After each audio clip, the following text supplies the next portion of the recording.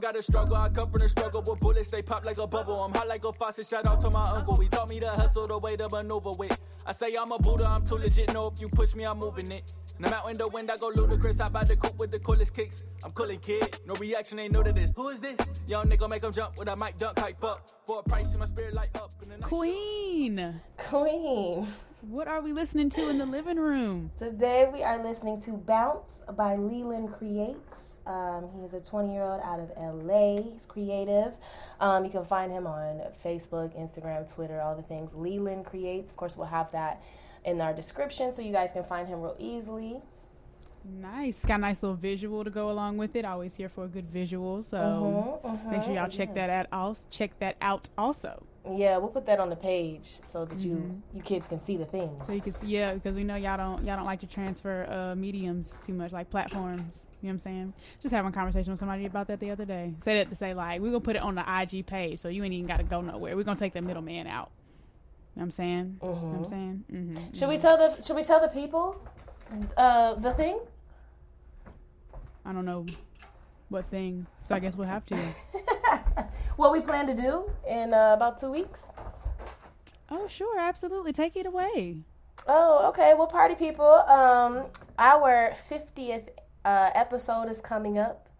So we want to do something that's interactive with you guys. Some people have asked for like live streams, like to watch us record or just to be a part of something like that. So what we're going to do is we are going to do live segments on Instagram, probably short, probably like 20 minutes each. But we're going to pick a segment of our show and we're going to do 4 different days of different segments. And we're going to do it live with you guys. And we're also going to have some goodies because it wouldn't be us if we didn't do a giveaway. So for our 50th episode, probably the week following that, we'll be doing the live situation and figuring out who gets some goodies from us. And I believe we are teaming up with Black Sunflower Co., my favorite, to get some custom cute things for you guys. So keep your eyes and ears peeled so that you guys can see what comes up during the week of our 50th episode. Absolutely. And interact because y'all asked for this. Okay, we were minding our business. Yeah, y'all be like, y'all was talking about such and such, and I wish I was yelling at my speaker, and I was trying to tell y'all what I was thinking, and well, this is going to be your time to do it. You can interact with us on live. Absolutely. You know, I know how y'all girls get on Instagram, and you know what I'm saying, acting like actually being social on social media is going to cost some money or some things. And it don't, y'all. So please come through because we know y'all love us and we love y'all back, okay? And we just want y'all to interact with us because, you know, we be posting polls, we posting questions, and we don't be getting no love. And I don't know why that is, you know what I'm saying? So we're asking in advance, okay? We are booking you to come to our living room 2 weeks in advance. Y'all got 2 weeks to get your shit together. You got 2 weeks to practice your public speaking. You got 2 weeks to, you know what I'm saying, come up with your questions, come up with your answers, you know what I'm saying? So get into it, y'all. 4 days, goodies, special guests, lives, all with your favorite podcast co-hosts. So, correct. You know what I'm saying? Correct. Here we go. So, yeah, I'm excited. I'm hella excited. You know, you should have been, you know what I'm saying, conference calling and planning and doing the thing. So, super excited for the 50th episode celebration, you know what I'm saying? Yes. I'm so excited. Queen, what have you been up to? What's the deets? What's the news? What's the haps? I've had some shoots, some video shoots, some photo shoots. I know that's right. Trying to work. When you see me, I'll be work. Gotta pay my bills. So, you know, just working, just trapping out the bando. What you been up to? I have just working, trying to make up for time away when I'm doing films and whatnot, and traveling for rap parties and all the things to Atlanta, and you know, trying to save up to move. I ain't gonna reveal all the deets on that quite yet. But don't think you know if you think you know, because you don't know. You know what I'm saying? And I see you snuck in another visual. So first of all, we had the visual for Superman, which came out great. Oh, thank you. Y'all heard Superman last week, but the visual has officially come out, and Sydney did a great job. I was actually on a streaming day. Was it yesterday or the day before? Where I literally just sat there and just streamed them on YouTube. Because usually I watch from my phone. like the second it drops, because I'm like, oh, I want to support my friends, so let me watch, just on my phone, just so I make sure I get that stream in, I can get my comments in, I can, whatever the algorithm looks like, I want to contribute. But the other day, I was like, when it dropped, I was like, yeah, I don't really have time right now, and I don't really want to watch it on my phone. So then I sat down and I went to X Brody's page on YouTube, and I just watched like 5 or 6 of the videos. But I watched the Superman one like 3 times. I'm like, my friends better go off. Oh, wow. And Reddy was my shit too, because I like watching y'all dance. But oh, that makes me happy that you watched it 3 times. Yeah, be proud of y'all. Yeah, man, I appreciate it. I'm super proud of how that came out. I'm super proud of all the different inspirations and how it all came together and a whole bunch of stuff. So I'm super happy. Thank you, of course, for your consistent support, and just know that it means a lot that you watched it 3 times. That's super cool. That made my heart smile. You're welcome, friend. And and I will watch again. Did you watch that? Yes, and I will do it again. Appreciate and that. I also appreciate your humility. However, we seen that you also did something for Chief Ray just recently. Oh, yeah. What is that? What is going on? My friend be looking at this and I don't even be knowing. I'll be knowing what's going on. Yeah, that was shot in Atlanta, but that was actually shot a while ago. We just, he was planning on releasing it like far in the future. I can't even remember how long ago that was. That was sometime after I had gotten back from New Orleans, so like maybe July or August. So it's been a while since we shot that one, and that was co-directed by him and myself.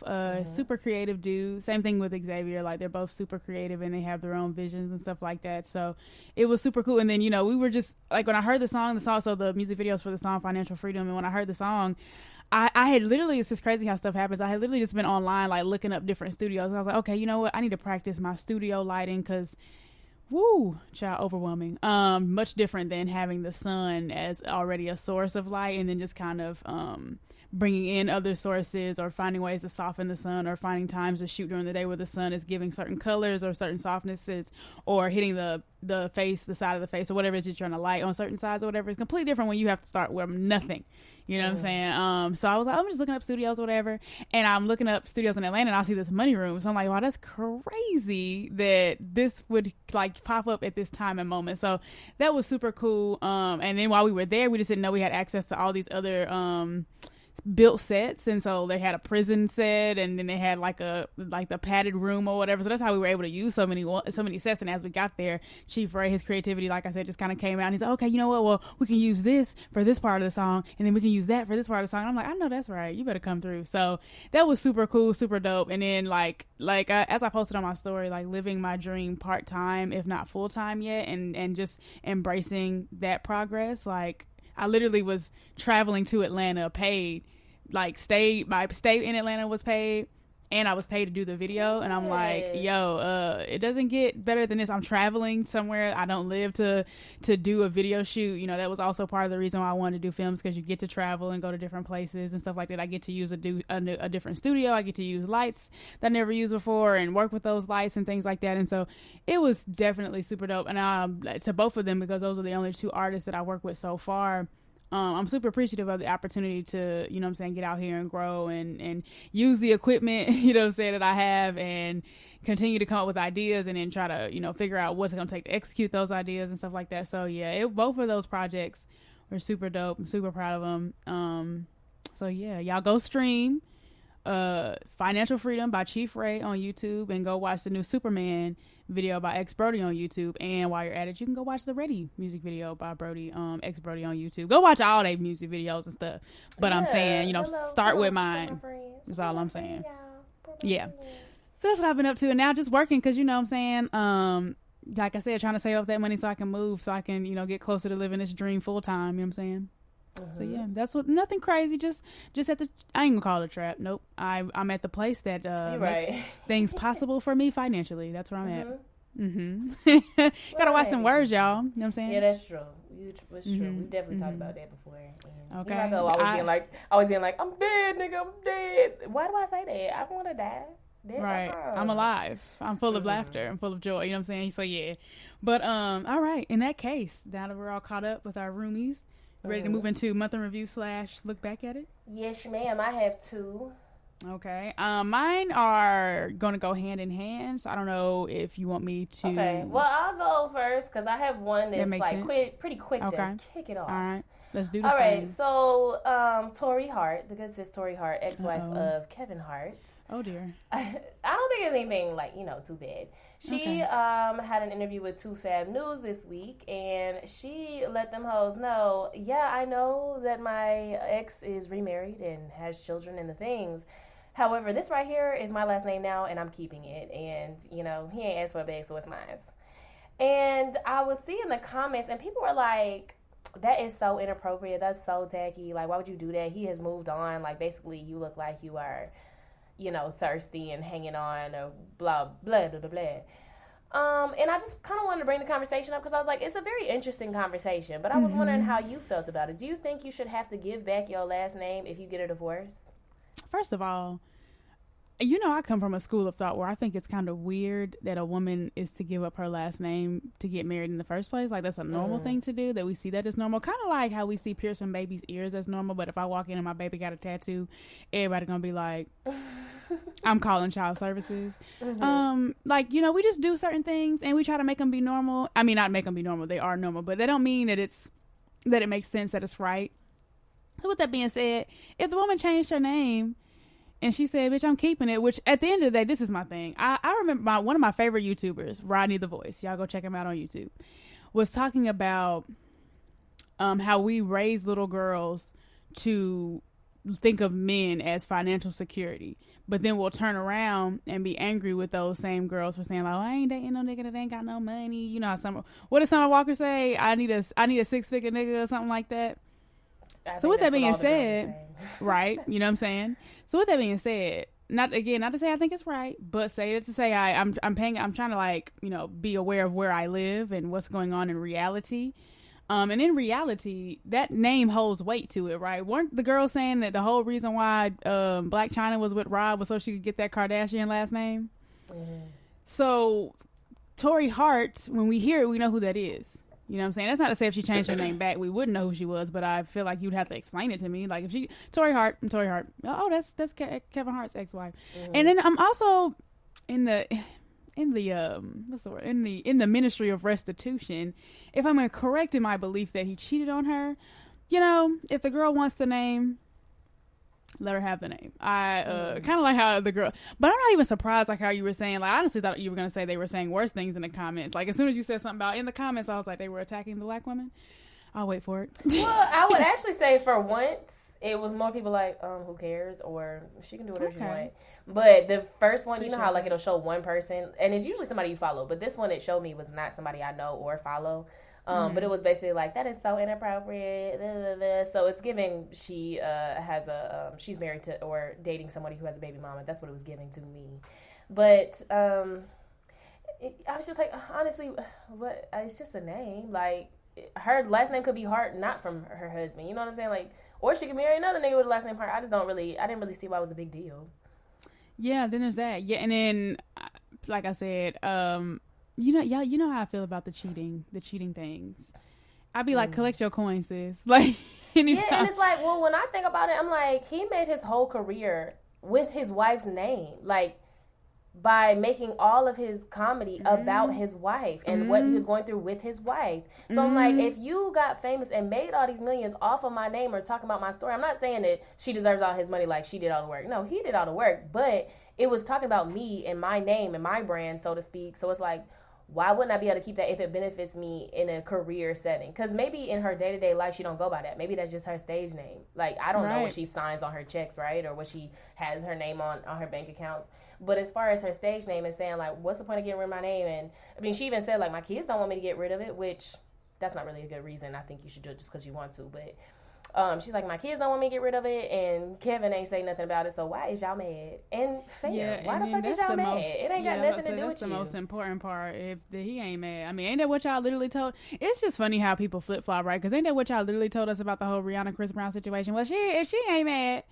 okay, well, if he ain't mad, I mean, that's y'all logic, right? I mean, I'm just asking. I'm here so I don't get fined because I don't really know what's going on no and it's more. just like, again, first of all, she's gonna be a very paid woman, at least for, how old are her kids? Like 14 now. So, you know, she got 4 more years to stack those millions and make something shake with it. But either way, I mean, I think she's a comedian too. I don't know if she originally was, but I know she is now. Like, she's a comedian also. And it's just like, again, if my husband made all his fame, money, and fortune off of bashing my name as his wife, then if I want to keep that shit for the benefits, then I certainly the fuck will. I personally, like you, I'm not interested in changing my name. I'm not interested in carrying a man's name who, you know, is not my father. I'm not really interested in that. But for somebody who was and you know, did that and then got shitted on, if you want to keep it, cool. If you wanted to burn it in the fireplace, cool. Do what you want to do. And again, exactly. Why do people be so invested? Just be like, okay, you know, I wouldn't do that, and keep it pushing. But I just don't really know why people want to make everything an issue. It's just like the conversation of cancel culture in general. It's like everything is just not even worth, quote unquote, canceling or even a conversation. Some things you just be like, okay, well, that's them tripping. Goodbye.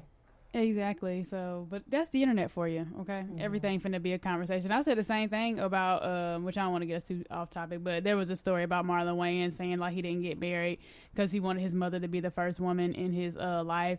And there were just so many people in the comments just with negative opinions about it and stuff like that. And I just was like, same thing you just said. Like, I was like, you know, why does everything have to be a conversation? But then also, why does everything have to be something to attack? Why do we ever come to the internet to understand? Or do we just come to, you know, Tourette's our opinions out all over the place? You know what I'm and saying? people was like, oh, well, look at him now. He lonely. I'm like, well, he's probably still not. I feel like men settle down in their 66th year of life. Like, he probably is he not with a Nico? Fine.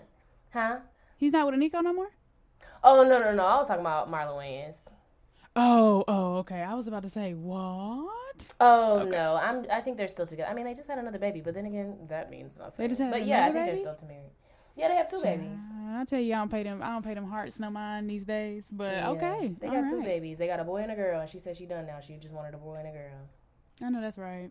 Those babies are cute as can be, though. But anywho, what is yours, Queen? What is your look back at it month in review situation? My look back at it is what we will hopefully title the episode. Something along the lines of leave Tupac out of it. Because I just don't know why my good king is being slandered all over the place. But first and foremost, I would like to start with the fact that you hoes, first of all, let me ask, are y'all okay? Y'all all right? Cindy gonna ask us every week. Yeah, all right. Because I'd be confused. They're selling his car, the car he died in, not his car, excuse me, the car he died in, for $1.75 million. And apparently this car has been on the market for years. It's a BMW. And when I first saw this, I was like, y'all will literally put a price on anything. Like, this was a person who died in this car. And you're like, yeah, how much money can I get off this? That's what you thought? You know, I would have to say maybe if his estate, like he didn't have no children, right?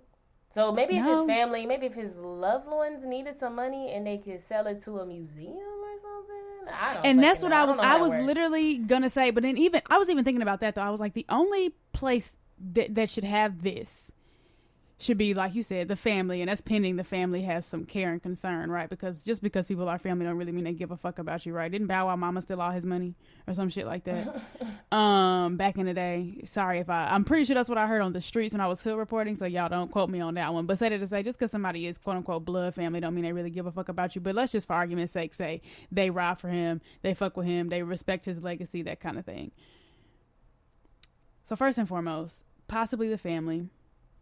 If not the family, a museum. But even that, I was thinking about, and I was like, even that's kind of weird. Like, why would I want to see the car somebody died in, right? Like, and don't get me wrong, I know this isn't in the first instance of this, I should say, because I know the carriage that carried Martin Luther King's casket, I think, is in the museum that he has in Atlanta, if I'm not mistaken.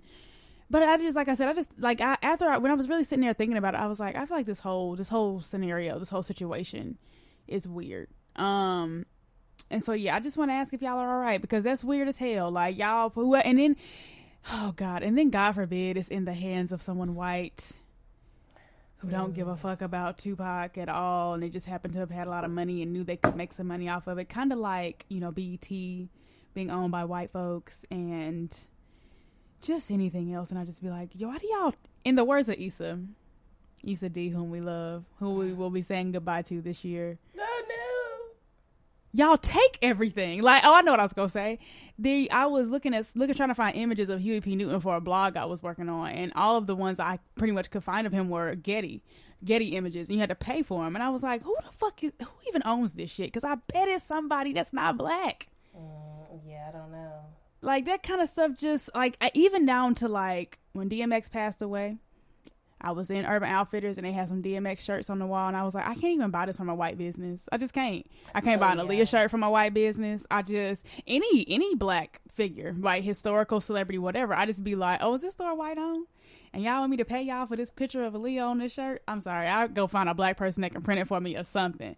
And that's not to say, oh, your skin folk is your kinfolk either, but I just feel better about it. So with that being said, y'all can go to hell. That's really all I got, because I was disgusted by this. I was like, wow, he was a person and he died. And y'all in this car, and y'all said, let me make some money out this.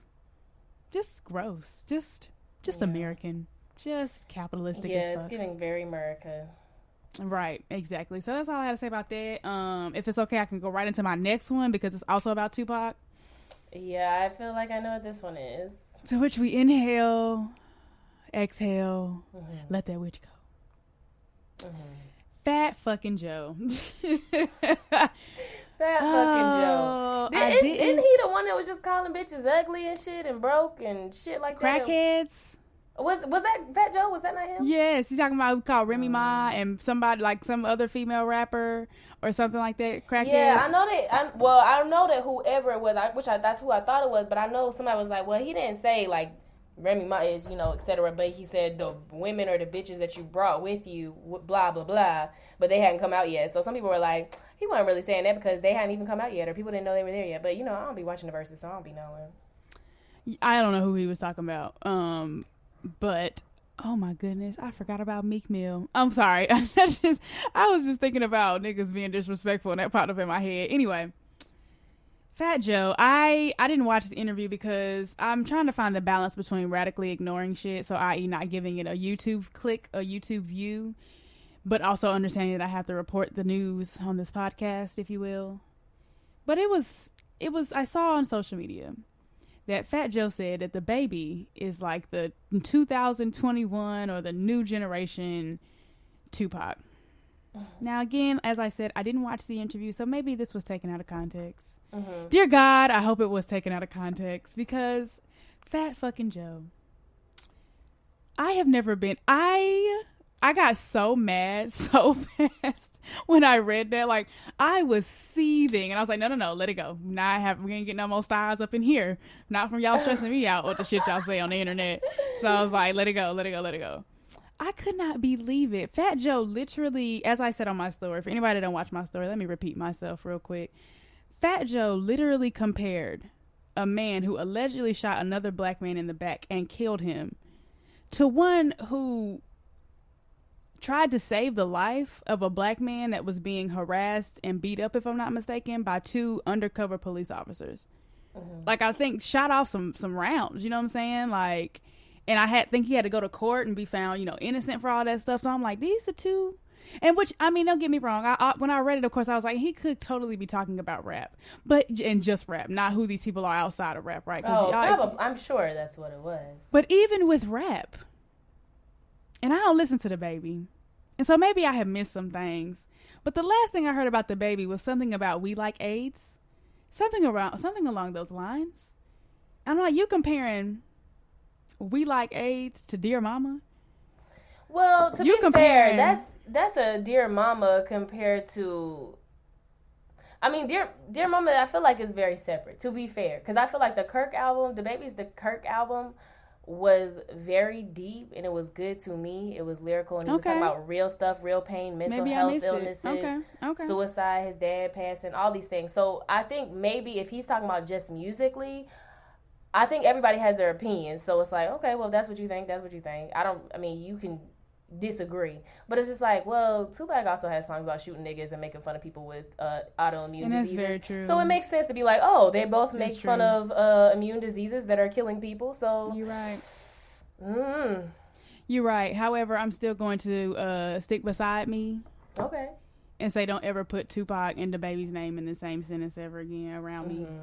Don't let me catch wind of it. I don't want to see it on the blogs. I don't want to hear you said it in no interview. I love Tupac, man, and I have nothing for DaBaby, a man who, along with his security team, likes to jump niggas for asking for pictures, and a man who likes to slap black women. And don't get me wrong, again, right? Tupac was found guilty. I can't remember for which charges exactly, but accused of rape and some other things. And so, like I said, I know his legacy isn't perfect either. And I know I try very hard not to put anybody on a pedestal, to understand everything in its context and to understand that we are all human beings and flawed and whatnot. But I guess for me, I'm just like, how many more ways does DaBaby have to show that he don't give a fuck about black people? And then get compared to a man who cared a lot about black people. Like I said, I watched a lot of his interviews and stuff, and just things he was trying to get in order, things he wanted to do. And I'm just like, to DaBaby, just don't mention my king and that one in the same sentence again. Okay. Well, you know what? We're going to have to add Fat Joe on this one. Well, if we posting and things, we have to be like, Mr. Fat Joe, Sydney with like a word. I just want to know what you mean. But like I said, I ain't listened to the Kirk or whatever the fuck the album was called, because I'm not a big rap fan. I kind of go into it with the stereotype of it's going to be disrespectful towards me and my people, and it's going to be full of negative energy and things, and full of things I don't believe in, money, cars, bitches, hoes, that kind of thing. I'm good.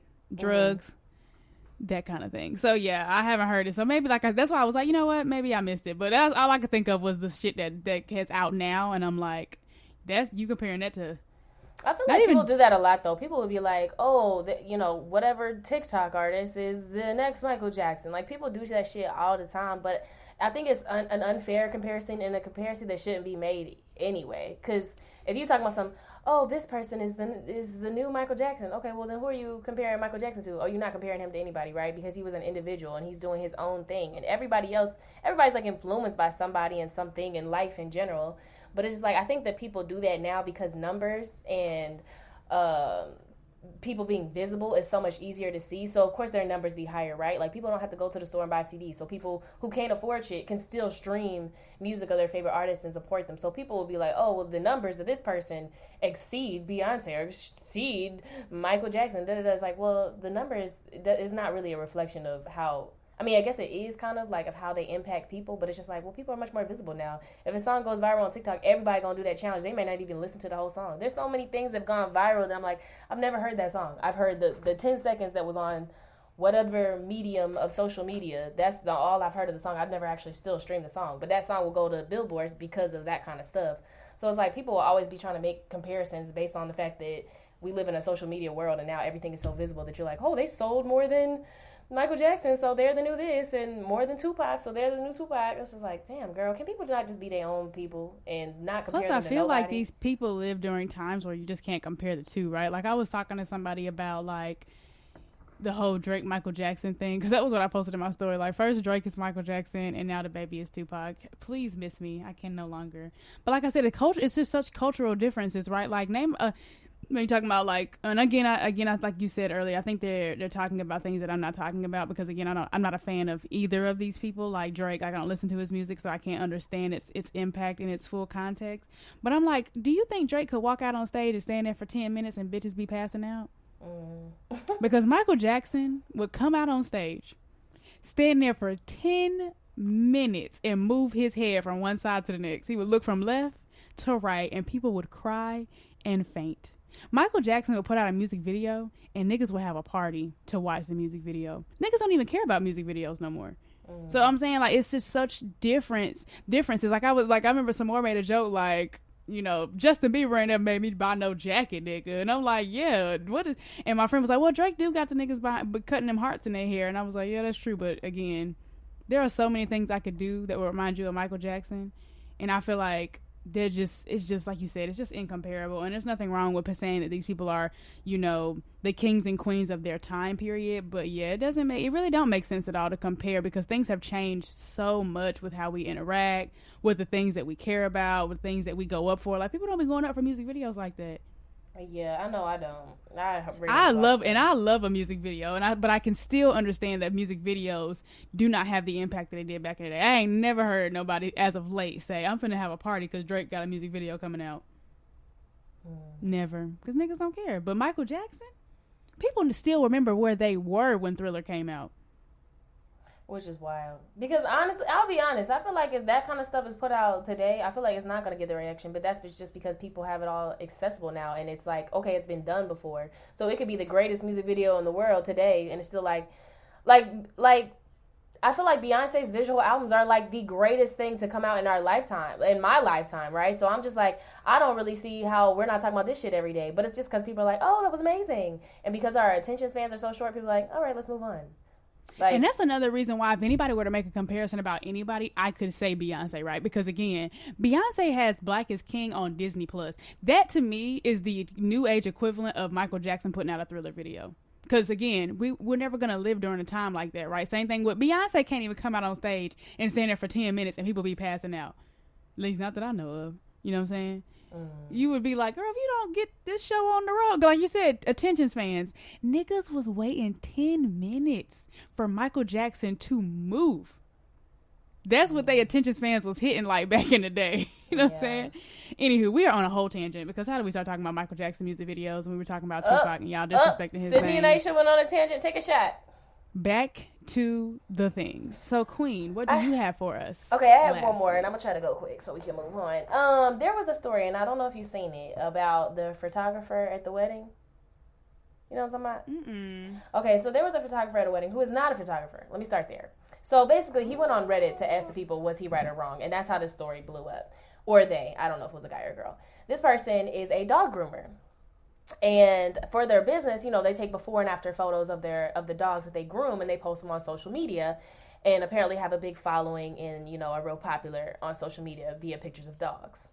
So a person who was allegedly a friend asked this person, said, hey, you know, we have a tight budget on our wedding. Will you take our pictures? And the person says, I'm not a photographer. You know, I just take pictures of these here dogs that I be grooming.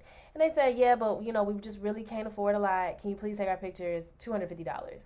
For reference, a wedding photographer is somewhere between $3,000 and like $6,000 on average. On average. I'm in the wrong business. Yeah, on average. And, you know, you don't even have to edit those photos. I mean, besides like the ones of like, you know, the actual people. Like, as far as guests and what happens during the wedding, you don't even got to edit them shits. But anyway, around, you know, $3,000 to like $6,000 is about average of what I've, you know, heard and seen of trying to hire a wedding photographer. Ooh, Chile, this person offered this dog groomer $250 to take pictures at their wedding. Strike number one. This person goes on Reddit to say, okay, so I had to be there at 11:30 in the morning. I was set to get off at 7:30 p.m. You know, so I followed the bride around, took her, you know, getting ready photos, ran over to get her bridal group pictures, and then the groom's pictures, and the ceremony, and this, that, and the third. Fast forward, we're at the reception. He said they were in Texas, and it was at some, basically, community center that didn't have no AC, and it was like 110 degrees. It was hot as fuck. The photographer had like 2 bottles of water that they had drank already. And so they went, during the reception, asked the groom, like, hey, you know, can I sit down and get some food because, wow, I'm about to pass out. It's hot, you know, I'm exhausted, I'm tired, I'm hungry, I'm thirsty, blah, blah, blah. The groomsman says, no, you may not. You are a photographer. That's what you're getting paid to do, so that's what you shall do. The person said, excuse me, I've been eating and drank all day. I've been, you know, running around doing all these things. You know, I would just like to sit down for 5 minutes and just eat. I would literally give you the money back to sit down and eat for 5 minutes. And the groom said, you are my photographer. You are paying to be that. So you can either keep taking these photos or you can leave without pay. And so the photographer says, are you sure? You sure, bud? And they were like, yep, you can either be the photographer like you being paid to do, or you can leave without pay. So the photographer deletes all the wedding photos for the day in front of the groom and gives them the peace sign, chucks up the deuces, and pieces out. I feel for the good sis who immediately annulled, which is what I would have done. I don't know if she actually did this, but I would have immediately annulled this here wedding, because you would have had me fucked up if, for one, you didn't feed somebody who was there for my wedding. For two, he got all my pictures, bitch. You got all my pictures deleted, so now I'm only going to have cell phone pictures of my wedding, all because you didn't want to give this man a cracker or woman? Are you kidding me? Now you are annulled. Now you are a divorcee, and you're cheap. So I'm livid. Which sparked a huge debate on social media. They were like, this was a white wedding? Because at black weddings, at black anything, people don't come and not eat, especially be told they cannot eat. Like, what? Mm-hmm. And I was like, as a photographer for a wedding, you know, most people want their, you know, they're getting ready pictures when their dad comes to see them in their dress, when they're walking down the aisle, the ceremony, when you fast forward to the reception, all people really care to see pictures of is them cutting a cake and the people making toast. And then people dancing. I have never heard somebody say, I really want pictures of my meemaw shoving some ribs in her face. I really want pictures of that to look back on. Mm-hmm. No, nobody want pictures of people eating. Man, damn. So, you know, the person did not sign off on the Reddit their race, but it was definitely given Caucasian, because I have never, and honestly, I've never heard of no white people doing that either. But I just can't imagine at any wedding, no matter how tight your budget was, I don't give a fuck if you only had hot dogs and hamburgers for your wedding. Why wouldn't you feed the photographer who's been there for damn 8 hours? Like, what? What the fuck? Yeah.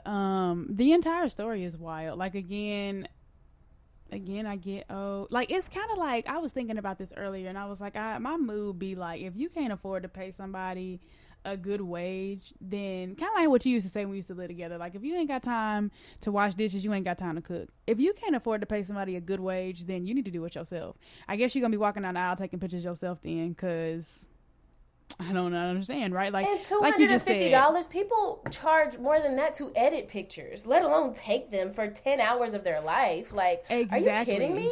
Exactly. Like you just said, wedding photographers be charging between $3,000 and $6,000.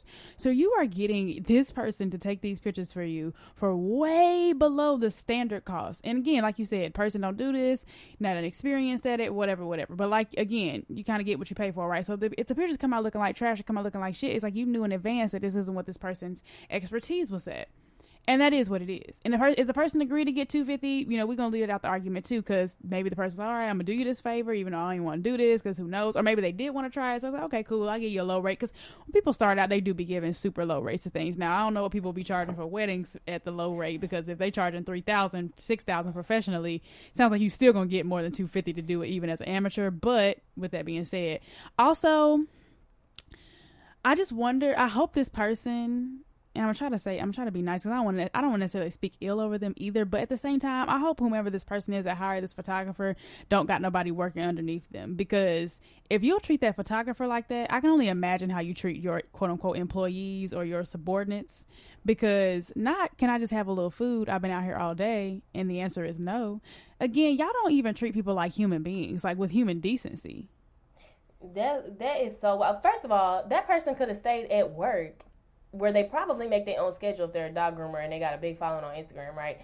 They could have stayed at work and had their regular lunch break and gone to wherever they wanted to eat and got whatever they wanted, drink as much as they wanted on the job, you know, water and things, not be dying of a heat stroke in the fucking Texas heat.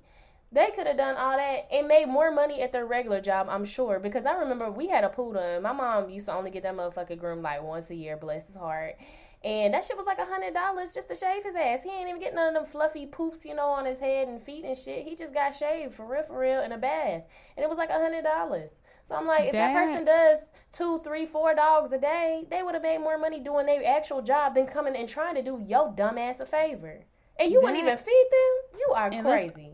Also talk about the fact that y'all got to stop trying to pay for these weddings y'all can't afford. Hello? Because we talked about this last week, keeping up with them Kardashians that you guys are not. If your budget was so tight that you can't afford to give the person taking the photos, you know what I'm saying, a little something, like, and I get it, because, you know, I've never had a wedding, but I do know that people will, like, plan the number of plates and that kind of thing, and maybe everybody showed up, but I'm like, there wasn't a spare wing? Like, not one? Like, the caterers really said, no, bitch, you ordered 201 wings? And that's what we bring in. Which, as a person who worked in event planning and catering, like, for a hotel that did weddings, that is not even how that works. Even if you order, if it's $75 per plate and you order 200 plates, I can guarantee you there's enough food for 300 plates. Because not only will we serve the wedding and stuff, when we finished serving everybody, we got to eat what was left, which was a lot. It was a gang of food. And then people be going off on their honeymoons and shit, so they don't keep the food. Their guests ain't gonna keep the food. So literally, we not only do we all, the whole staff, have enough food to eat, we also got to take the shit home. Yeah, and it wasn't even a nice hotel like that. It was like a regular hotel. So yeah, I don't know what the debate is about, except for maybe how deplorable this situation is. Yeah, like on a scale of 1 to 10. Most people was team photographer, especially when you hear the details. You're like, huh? Like, why wouldn't you feed somebody who was, like, you don't need them to take pictures of people eating. What did you want him to do? Pack a damn peanut butter and jelly sandwich in his back pocket? He was taking pictures of your wedding, child. Right. I just want to say the level of petty, it's definitely giving 50 Cent, because it's one thing to be like, all right, bitch, then I'm gone. But for that person, male or female, to have stood there and deleted them photos in front of them, like, and it's, it's real easy. All you got to do is go to your playback, hit delete all real quick, and then delete all. So the fact that the person really was like, click, click, click. Yeah. They were like, well, I was hungry and hot and irritated and tired. So basically teamed up with basically being disrespected and somebody being rude to me, basically off of a favor. Yeah, I wasn't having it. I said, damn, that's really fucked up, because that poor bride probably don't have a clue. And as soon as she probably waited like 6 weeks, like, damn, our photographer really ain't got our pictures back to us. Her dumbass husband probably over there with the stank face like, oh yeah, I forgot to tell you, we actually don't have any. You'll have to search our little wedding hashtag on the Instagram and try to find some from people's blurry ass fucking pictures where they probably only took selfies. They probably didn't even take no pictures of you, child. Right, man. And that's the saddest part, because I know from experience how important photos are for certain occasions, like graduations, weddings especially, right? Like, it's a one-time thing. You might graduate more than once, but weddings, we be going into that shit hoping we gonna do this one time. And look at what you've done. Like, that shit is wild. Wow. It sucks to suck, sister. Sucks to suck. Yeah. I hope you get that annulment, ma'am. I hope that you get that, because you deserve. Wow. Indeed. Alrighty, Queen. In that case, are we ready to move on to Blank While Black? Yes, we should. I'm gonna chop it down to one, so I'll do one today. All right, I also have one. You want me to go first since you did the last look back at it? Yeah, go ahead. In my Blank While Black, I would like to say that you can't be black and LGBTQIA+. Ever. So, as the girls know, Dave Chappelle did a stand-up. Somebody asked me if you were going to talk about this. I was like, I honestly don't know if Sid watched it.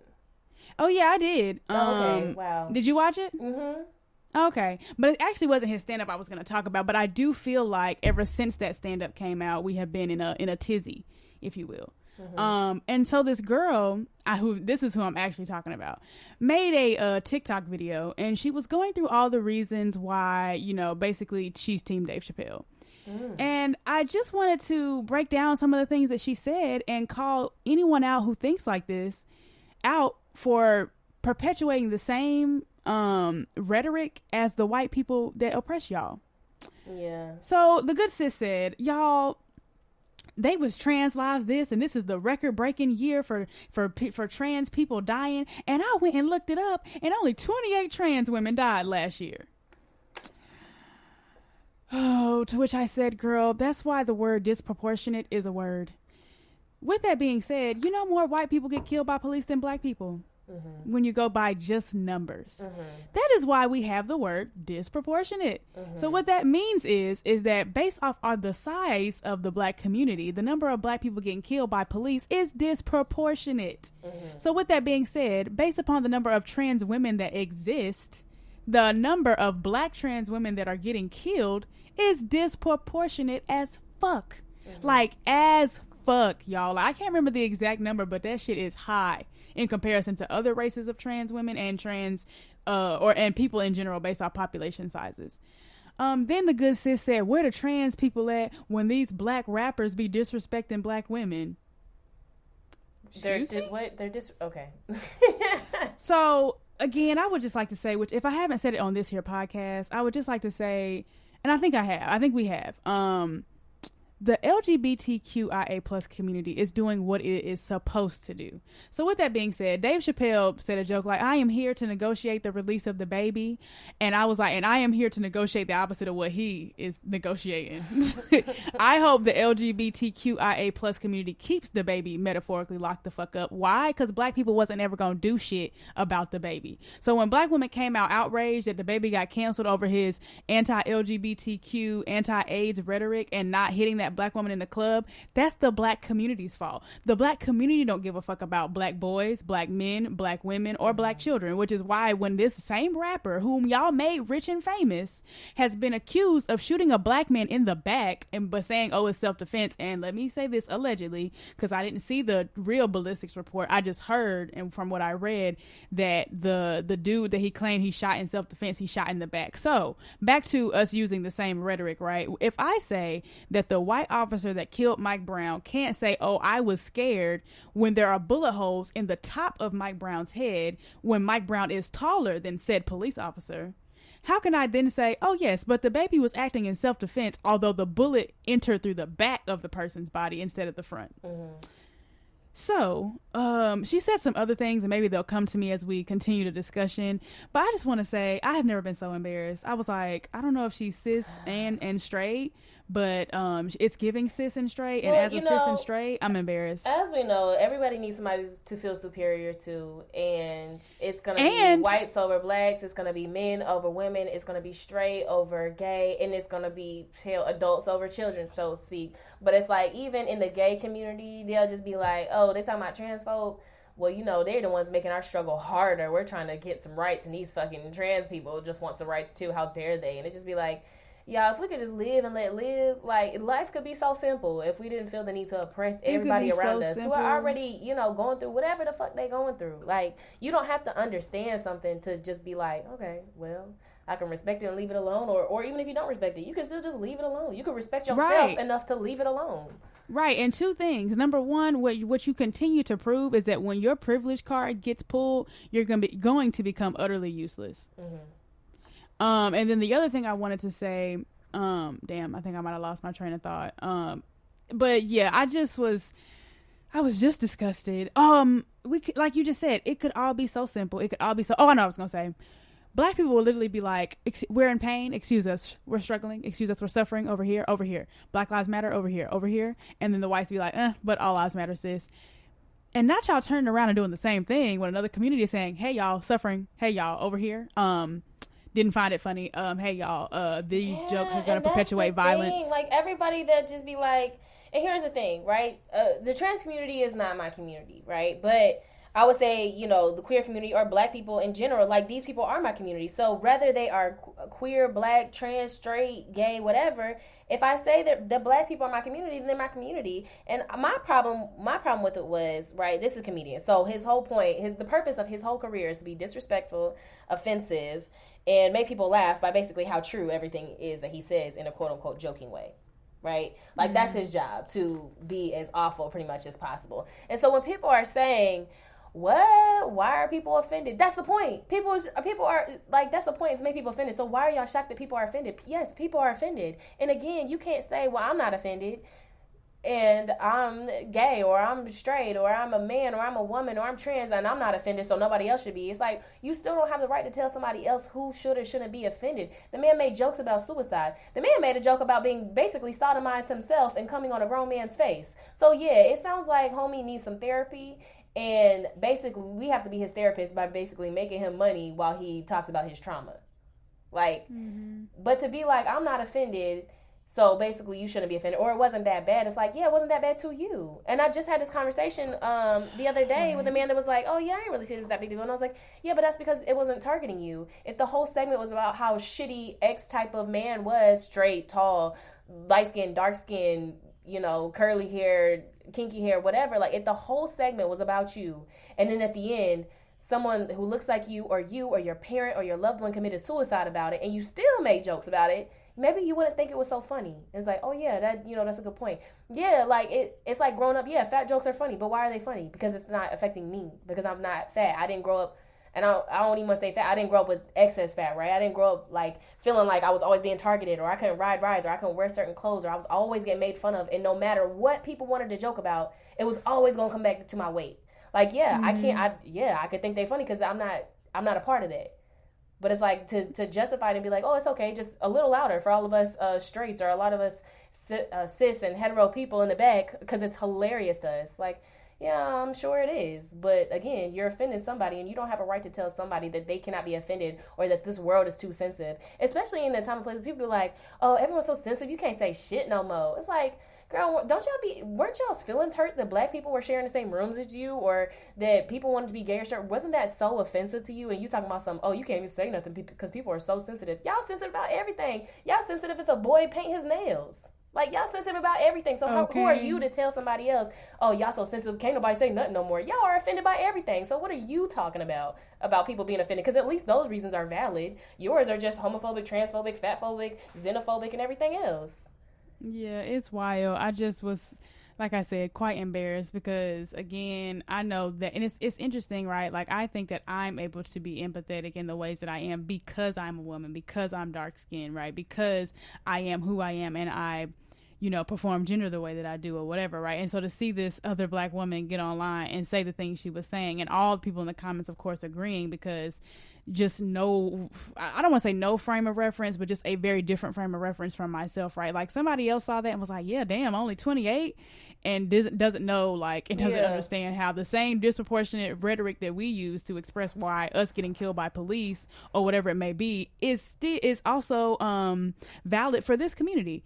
And so again, I think it could just be, we're not thinking outside the box or thinking enough about it, or I think, again, it comes back to the oppression Olympics or whatever. And so the last thing I just want to say is that, like, I just be wondering sometimes, like, I'm like, who are y'all reading? Like, what's the code of ethics? Because I just think back a lot to Huey P. Newton, right, who said that all of the oppressed people should get together, right?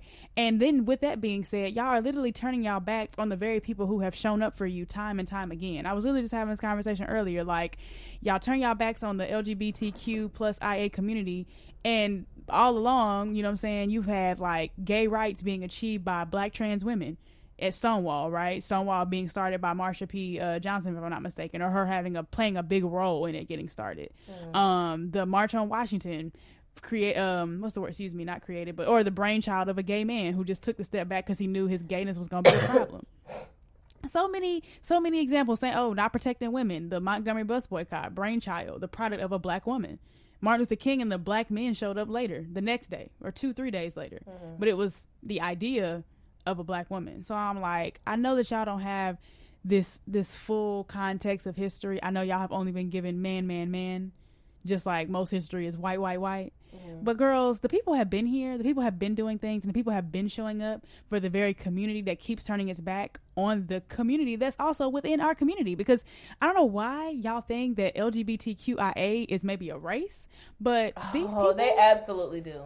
It is are also fake. black people. It is fake and made up and not a real thing, because he spent the entire show, which, again, you dedicated your whole show to mocking trans people, which maybe you should just take a more inner look at yourself, because why is that your whole show? I feel like maybe if you made fun of everybody equally, I probably wouldn't have been as moved. But to make your whole show about trans people this and that, and then they committed suicide at the end, kiki, isn't that so funny? And their daughter and their son have to know that. And it's like, damn, like, my nigga, calm the fuck down. Because you didn't spend a lot of time mocking Asians, but maybe that's because you have an Asian wife. Ooh. Bloop. Is his wife Asian? Sure is.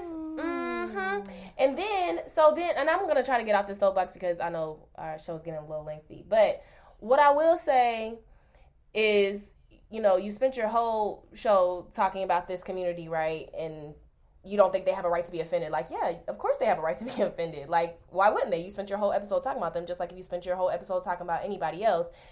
And so I just think to like look back at it, just take it as a teaching moment, right? He's got everybody talking, which could be the not that he is, but it could be the quote unquote secret genius of it all, right? He's got everybody talking.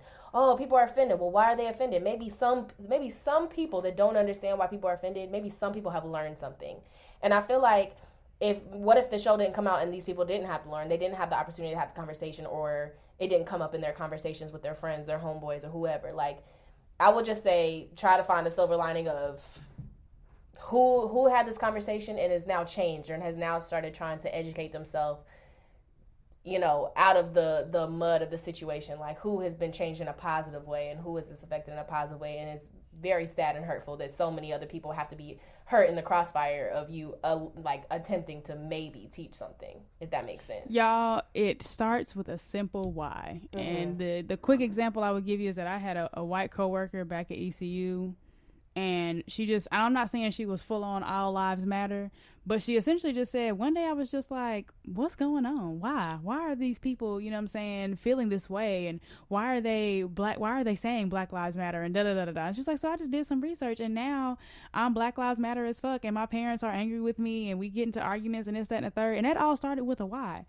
But y'all are unwilling to ask why, because I guess you just don't care enough about these human beings who just happen to be trans. I think if we could just remember that, like, whether it's Black, light skin, dark skin, trans, gay, straight, cis, whatever, at the end of the day, we are all just human beings. And most of us, the ones that aren't on some P. Diddy bent out to take over the universe evil type shit, or some Jeff Bezos bent on colonizing space on some evil type shit, most of us are just trying to make it, just trying to pay our bills, enjoy life, go on vacation. You know what I'm saying? Y'all, what do y'all think the trans folks is doing besides just trying to live the human experience like the rest of us?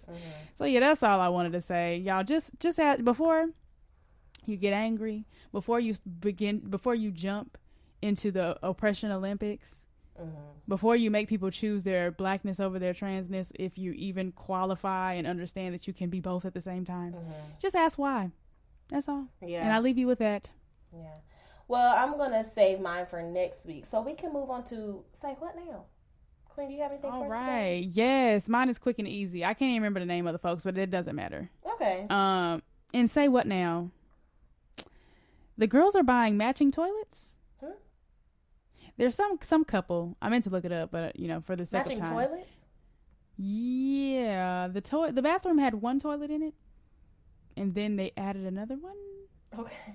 And there wasn't a lot of information, and so I don't know if it's giving we want to poop at the same time together because we love each other that much. Okay, they just wanted two toilets side by side in their bathroom. Maybe so they can hold They're hands. Apparently across from each other. Okay. Before you ask, yes, they were white.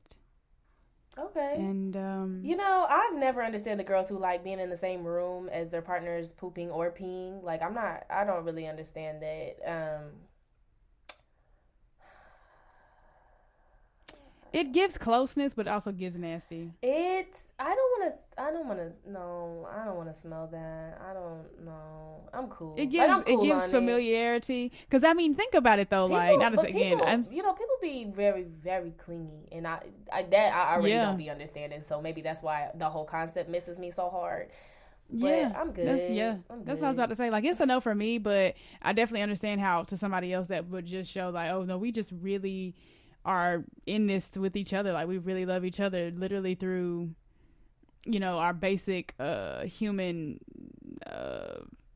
things that we do. You know what I'm saying? Well, somebody's gonna think it's weird if you shower with your partner. Some people are gonna think it's weird if you have sex with your partner. So I guess pooping or peeing alongside your partner is not that weird. Nothing is weird. It's all about doing what makes you happy. All I know, I just saw it and was like, y'all got too much money. So for me, does somebody do they have to eat and drink all the same thing? So do they have to go to the bathroom at the same time? I don't know what's going on, but in my head, the only need possibly to have two toilets at the same time is if you really finna come in there while I'm in there. Well, you know what I'm saying? God bless to y'all huffing each other's fecal air, but that is not on my to-do list for sure. I know that's right. Well, there is and say what now? There's a teacher in South Carolina, God bless her, 27 years old, had a prize box for her students. The student, answered a question correct, whatever, went up to pick something out of the prize box, and the teacher noticed, oh, shit, that's my bag of weed gummies. Put that back. Let me pick something else. And she let the student pick something else, which was another bag of weed gummies that I guess she didn't notice. And then the kid got in trouble for having said weed gummies later on. And then they were like, where the fuck you get this? And he was like, you know, Mrs. Wise's class was having some weed gummies in the prize box, so I took me some. The fuck? So now the good sis, you know, is fired. I think she actually was able to resign, but she definitely went to jail. Okay. She turned herself in for possession of a jail time. You know, she's white and she has blonde hair. She'll be fine. Okay. She's not blonde hair. She'll be fine. Yeah, she has blonde hair. She'll be fine. But yeah, come on, South Carolina. They were like, the fucking sheriff's office was like, yeah, we understand that these look like gummies. They have the logos. You know how, like, sometimes they be putting, like, you know, Flintstones and shit on the gummies and the things nowadays. They were like, we know it has logos and the colors that look similar to candy, but they are indeed illegal in South Carolina, so don't you bitches try it. So, yeah, Mrs. Wise won't be teaching no more. 27 and already in jail for giving your youngins weed in school. That is not going to curl over well with the Board of Education, so I don't see you teaching anywhere else, my good sis. But again, blonde hair, white, she'll be fine. Wow, yeah. Sheesh.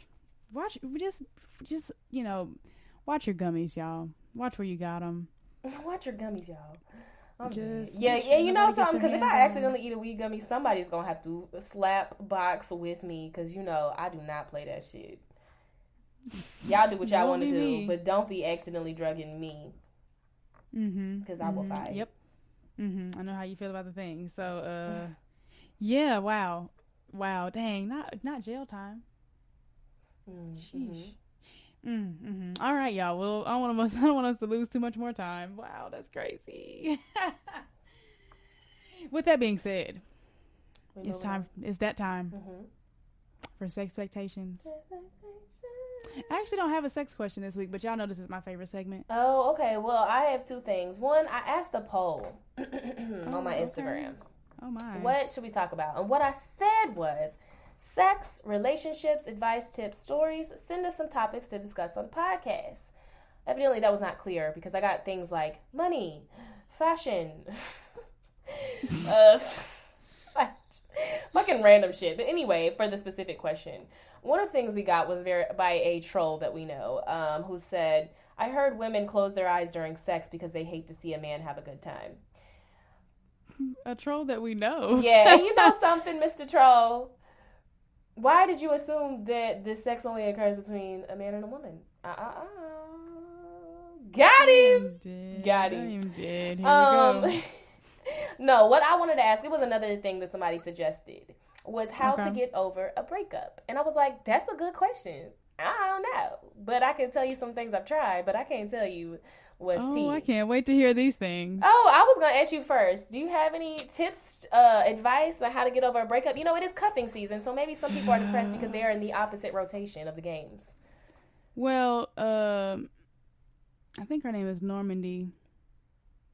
And only the true black film fans will know who that is. So I'm gonna just go ahead and say who that was. Okay. She was she is Kim Whitfield, who y'all mistake as Jack A. Harry, not the same fucking person.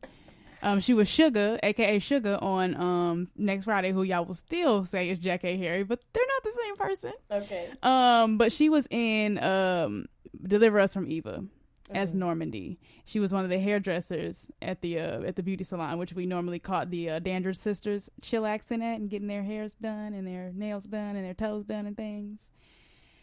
And she said, the way you get over a man is to get under a new one. Yeah, you got to get under to get over. I've definitely heard that a lot of times. Oh, man. So, jokingly, I would say that. That's what I've heard from my black film queens. I am weak. But I've heard that a lot. I've definitely heard a lot of people say that. You got to get under to get over. And, you know, not a bad place to start. But it definitely won't help because once that slob kebab leaves, you're still going to be stuck in your feelings. Yeah, I was going to say, and I don't really that's honestly not what I would give you as real true advice. That's like my joking advice. And maybe it does work for some people, but I do think it, well, like at least keep your mind, like you said, keep your mind off the person momentarily. But I remember seeing that it takes a year, which I'm sure that's an arbitrary number, but I just like remember it saying that it takes a year to get over, or you should spend a year alone or single after a relationship. I have seen once, and it was probably some weak-ass Cosmo magazine that was like, spend basically as much time as you had in a relationship out of it, like healing. or double. Sheesh. Like, it was like, if you were in a relationship for a year, you should take a year to heal type of thing, or something crazy that I was like, which, you know, from breakups, they do take a very long time to get over. Like, you can be okay from them and move on, but you don't always be over even after that. So I can see that it does take that long, but it just sounds awful to say, like, oh, were you together for 5 years? Take 5 years and you'll be fine. Yeah. I think I lost my train of thought, but essentially, I don't necessarily can't say I've seen that like take as much time as you were in the relationship off the relationship. I've only seen it say like it takes at least a year. But I think about it, like I remember at one point I had been like on the dating apps and talking to this guy or that guy or whomever, for like a minute, and then I finally was like, you know what?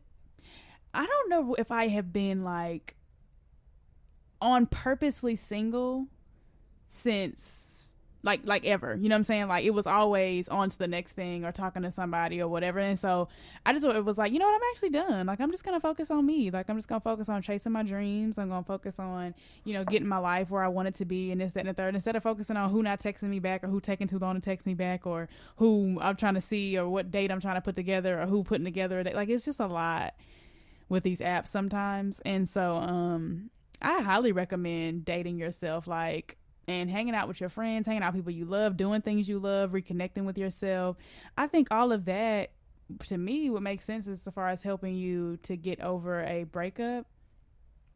Would just be getting in tune with yourself, having a good time. That would be one form of advice that I would give. What about you, Queen? What have you tried? Because I can't wait to hear this.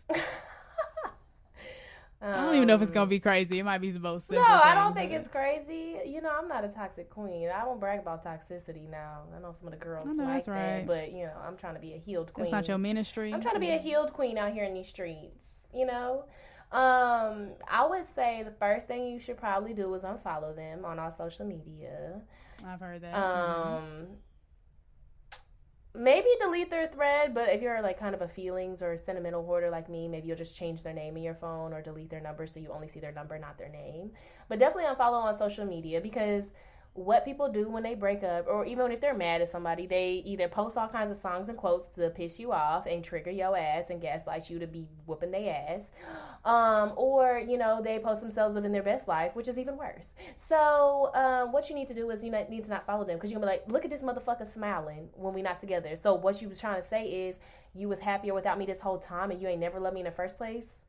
That's how I be feeling, because, you know, my mind gets the best of me sometimes. So, you know, unfollow that person so you don't have to see them. You don't have to see what they post. You don't have to see when they go out or where they gonna be. You know what I'm saying? So you don't end up being crazy and pulling up for no reason.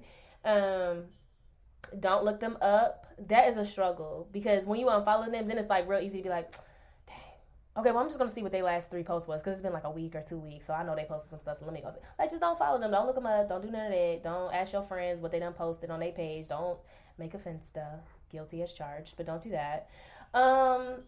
And self-reflection, and we've talked about this on the show, like, hey, ask yourself, out of your last relationship, what is something you could have done differently? Like, take the other person, their actions out of it. What is something you could have done differently? Because not that you can cause somebody to do. I just want to say you had time to think about it. That's why all your answers are so good, and now I feel insecure. Oh, dang.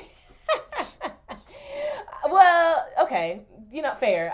Okay, fair. But yeah, just think, you know, what could I have done differently? Even if it's like not the reason y'all broke up, just something else in your relationship that you could have done differently. Like, we broke up because, I don't know, he cheated. But in general, I could have not been as, you know, I didn't have to bring home my work every day and have an attitude with my partner just because, you know, I had a bad day. That's something I can do different in my next relationship. And not saying that that's why he cheated, but that could be why, or maybe that'll just help you in your next relationship in general. And also cry. Like, when people be like, oh my God, don't cry, it's okay, fuck him, bitch, cry, you're sad, you know, people hurt your feelings, cry it out, because honestly, purging is the best way. Like, I love to get my feelings out. I love a good cry, child. I will go in my shower and I will cry so fucking hard, because when I get out, my face already red and puffy, so ain't nobody gonna know, just me. So cry it out, get it out, purge, and just think about what you could have done differently, and don't look their asses up.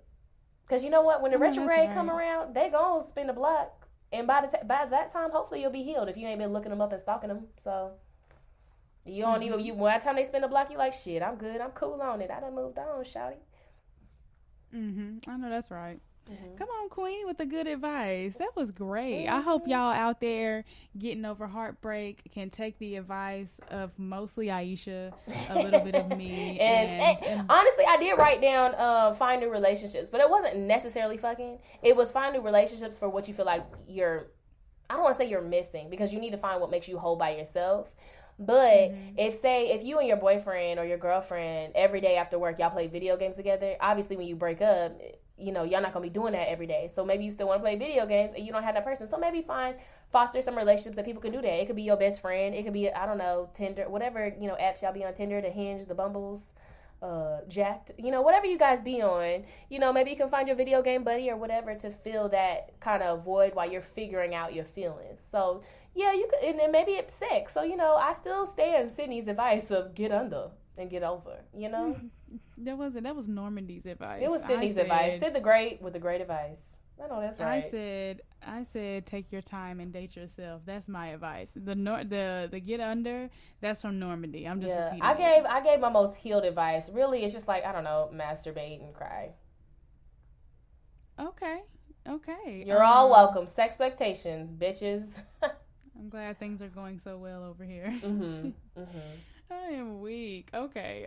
You said you have another one, right? No, that's it for today. Black on black support. Wait, I had one. Oh, I'm sorry. I thought you said you didn't have one. Go ahead. I'm sorry, friend. Damn. I done brought out the sound horn and all that. Expectations. Okay, real quick. Let's see how fast we could discuss this. Okay, let me see if I can phrase it as a question. Do you feel like we uphold struggle relationships over positive relationships? And so what I mean by that, let me give you some examples. It seems like the girls, and of course some people don't, but if it seems like a majority of the girls come for Will and Jada, although they are in a voluntary open relationship. It seems like the girls come for Sierra and Russell. It seems more maybe Russell than Sierra, but I just feel like I hear a lot of people say, or I've heard on the streets hood reporting that the people be calling him a simp, and why would he? I heard somebody earlier say like they feel like people say stuff like, why would a man who's a football player, basically a prize, a catch, date a woman that's got kids already, or marry a woman that's got kids already, and this kind of thing. And so it seems like the people will come, at least for Russell, if not the whole relationship of Sierra and Russell. And there was one other example I had. Let me see if I can find it in my phone real quick. But then, so while I'm saying that, and while I'm pulling out my other example, Gabby and Dwayne. So I'm reading Gabrielle Union's second book, and I'll get to that later. And she was just talking about how the people were come for them all the time based off of essentially them unconditionally loving their children. And I'm like, but yet y'all are on the internet telling Cardi B to take Offset back.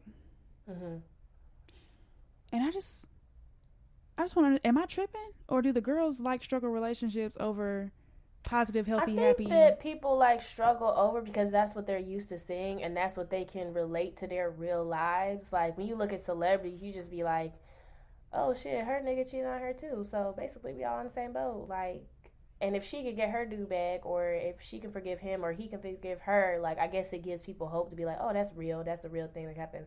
Because I would say that the odds are, humans are human, so they be humaning, so they be making mistakes. So people like, oh, those people make mistakes just like I make mistakes. They're relative to me, so I'm gonna cheer them on because I've been through a situation like that where it failed or where it went well. So I want that for these celebrities who I glorify or whatever the fuck.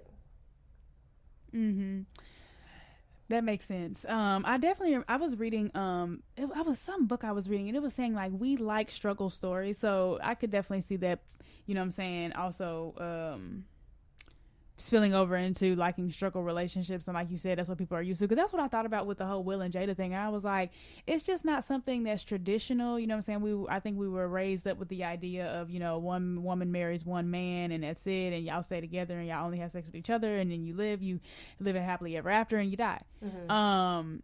So then when you hear about this couple who are like, actually, marriage couldn't be a prison for us. We are open. We see other people or maybe have sex with other people. I'm not sure the extent of their open relationship. You can do all of these things in many different ways. But I just think it's so funny. I'm like, wow, y'all really on the internet bashing them, have been bashing them, bashing the way they parent, and look how their kids came out. Y'all bashed Dwayne and Gabby for how they parent, even though giving a child unconditional love regardless of who they are, who they want to be, who they're becoming.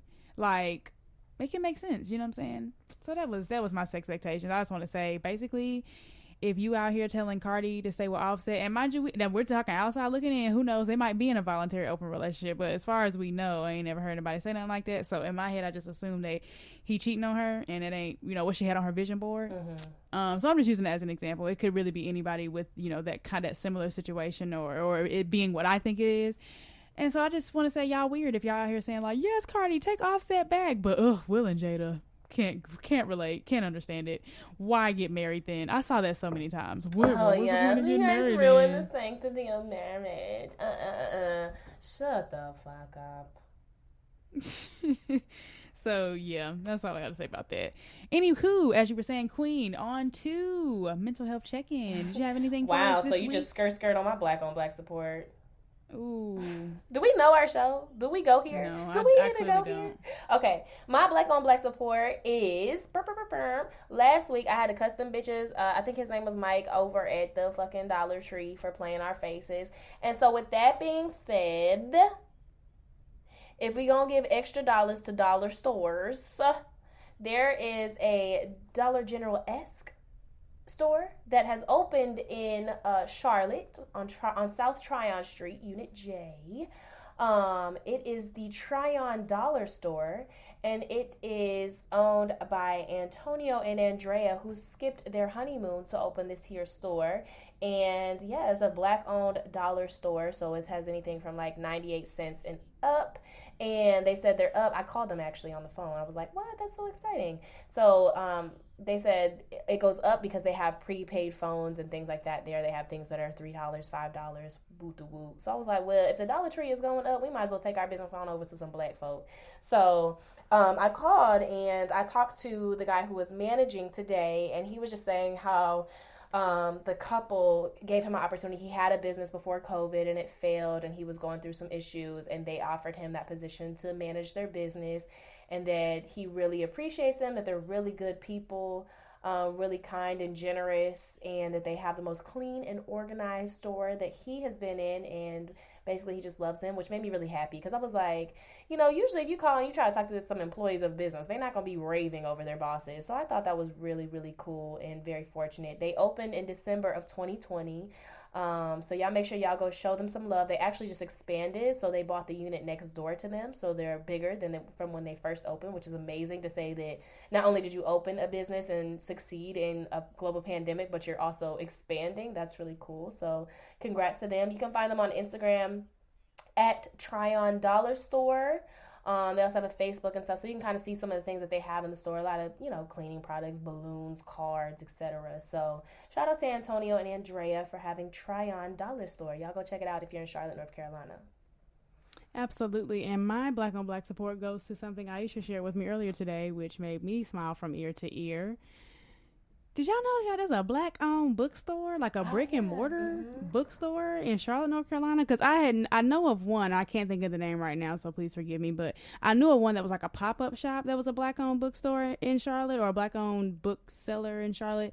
But Aisha sent me a post earlier from a black-owned bookstore called The Urban Reader, and it is like I said, a brick and mortar store. They specialize in African American authors. They have books for kids, tweens, and adults. Everything from sports, health, urban literature, autobiographies. If you want it, they got it. Apparently, it is on 440 East McCullough Drive. 440? 130. Right. What? Look at that. Alignment.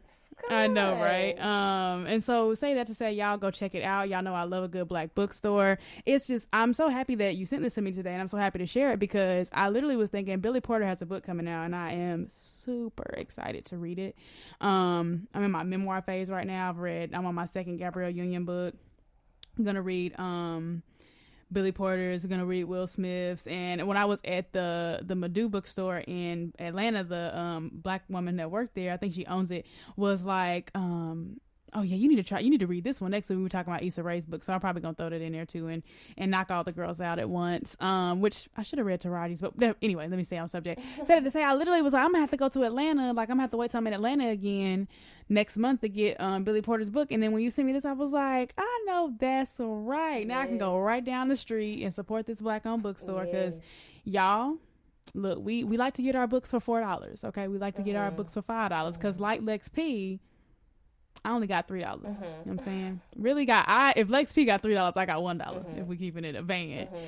But when it comes to supporting our Black-owned bookstores, especially our Black woman-owned bookstores, we are generous with our paper, if you will. So I will be up in there buying Billy Porter's book, probably up in there buying Will Smith's book, up in there buying Misadventures of a Black Girl. This sounds like a great time to ask you on a date. Yeah. Would you like to go on a date with me there whenever I come back in town next? Because that would be a great time. Oh, absolutely. Maybe we can record something there. Maybe we'll have to see what we can do. OMG, maybe we can do that video we talked about earlier there. That would be really cool. If y'all have not been...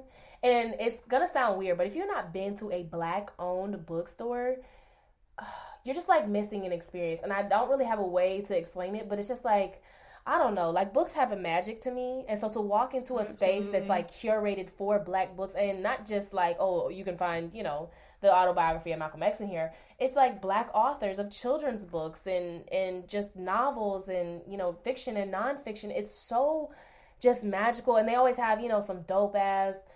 you know, I don't know, vegan cookies in there from the girl who makes them down the street, and they got Black stickers, you know, of girls with afros, and they got notebooks and planners and things, like, just in general of Black bookstores. Bracelets, handmade things. Hell, they usually be having candles, shea butter. Candles and shea butter, exactly, incense. Like, a Black-owned bookstore is such an experience, so I'm really, really happy. I don't know when it's open. I did not get a chance to contact them and talk to them, but definitely check out Urban Reader after you go over to the Tryon Dollar Store and get your highlighter. Go on over there. You know what I'm saying? And we're going to have to check that out when we go home see it, because come on, the Urban Reader. And I found that on CLT Black Owned, which if you don't know, a homegirl of mine, and I think she has it with a friend or maybe a couple friends, but she started that, I want to say around George Floyd riots type of time, if I'm not mistaken.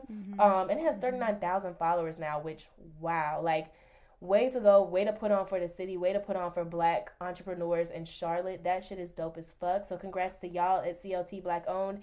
Go check out Urban Readers. That's what the Instagram is called. Urban Reader Books is their Instagram, so you can go check them out. But yeah, let's go on a date, Sid. Please do, absolutely. You know, I also have to concur with Aisha. If y'all have not been to a Black-owned bookstore, it's super dope. It's super dope, like she said, to be surrounded by Black books, by people who have put their particular brand of magic onto paper and put words on that paper. You know what I'm saying? But also to be in community, to be in space. Like when we were in New Orleans, like I literally was like, "Hey, y'all, let's go to the bookstore." Wasn't even planning on buying no books because I had already spent way too much money on books. Because that's another thing. It's like kind of like, you know how they put the snacks and the things right by the register, and that's how they get you to buy them.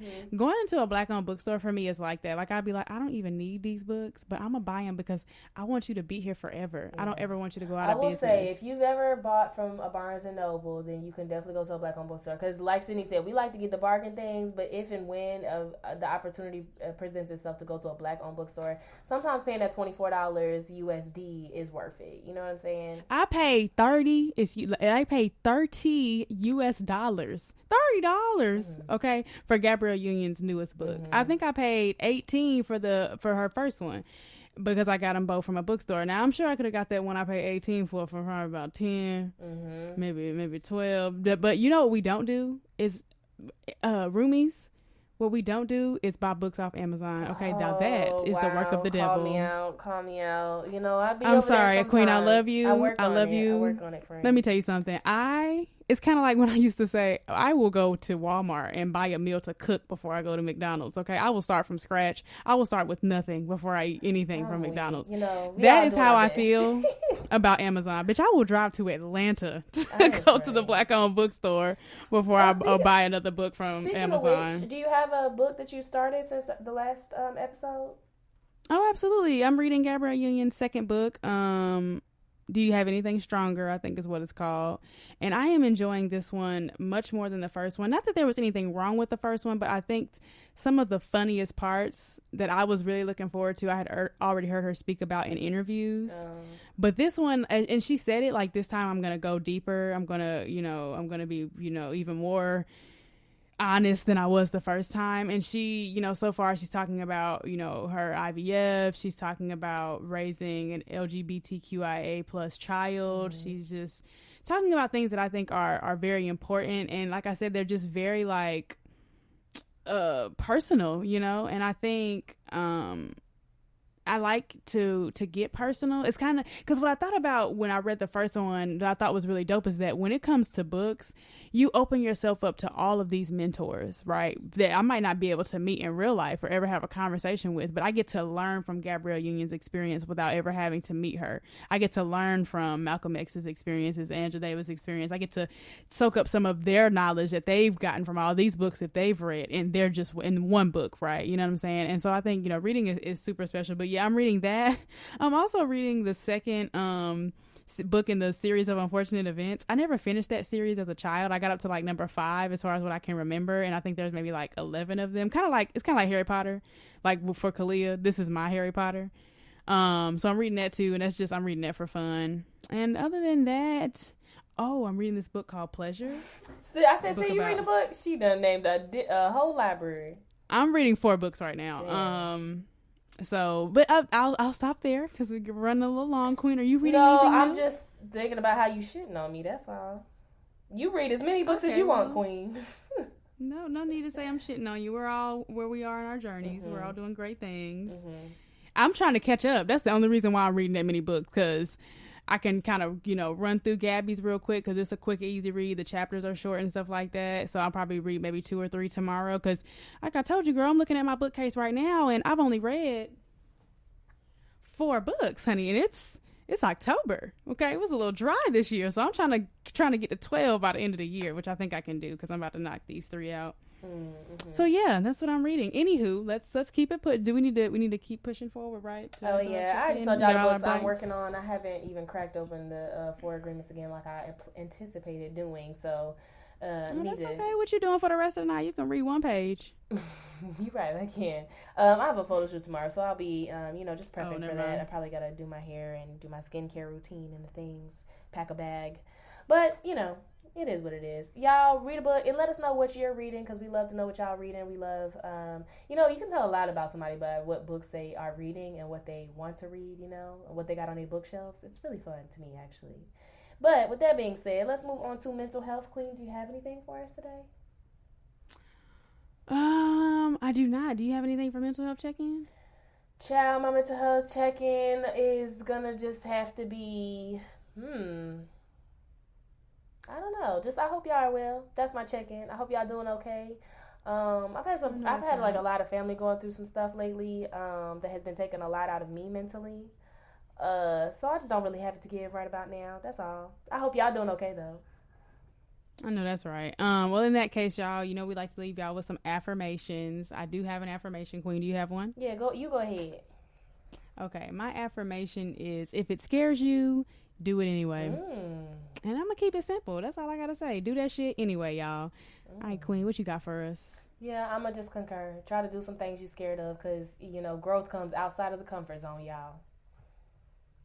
I know that's right. And in that case, y'all, as always, we thank y'all for being here with us, for coming over and staying in our living room for an hour and some change, hour and a half. We love having y'all. Thank y'all for bearing with us. We can't wait to celebrate our 50th episode. Yes. And shout out to y'all, any of y'all that have listened to all 50 episodes, but shout out to any of y'all that might just be listening to you first. Thank you for joining us. Thank you for saying that we are worthy of your time. I stole that from a movie.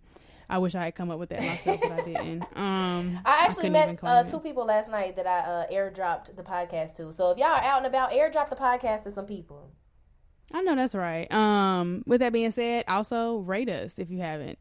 Leave a comment if you haven't already. If you have, maybe you can leave another one. Make sure y'all are interacting with our social media because that is where we're going to be doing our giveaway, and we don't want y'all to miss it. We try to curate good things. We're not just slapping some shit together and calling it a brand. We really care about our projects and we work hard on them, and we give it a lot. So with that being said, interact with our social medias. We appreciate you guys. I know that's right. And in that case, y'all, love y'all. Thank y'all for being here with us. Can't wait to see you again in our living room next week. I have been Sid the Great. And I am Aisha Damali. Thank y'all for coming up. Keep your eyes and ears peeled for that 50th episode, y'all. Thank you for listening to this one. Share it with your friends.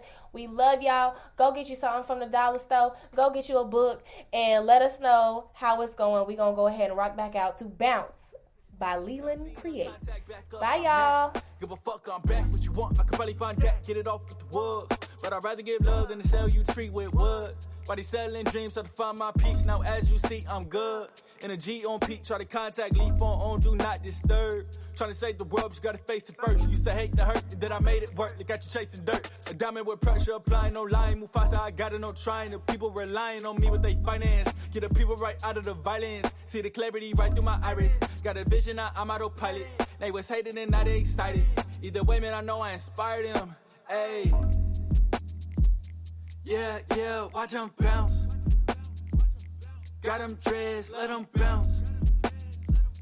Yeah, I say just what I'm about. Yeah, watch them bounce. Got them dreads, let them bounce. Yeah, I say just what I'm about. Blessed king, what a crown.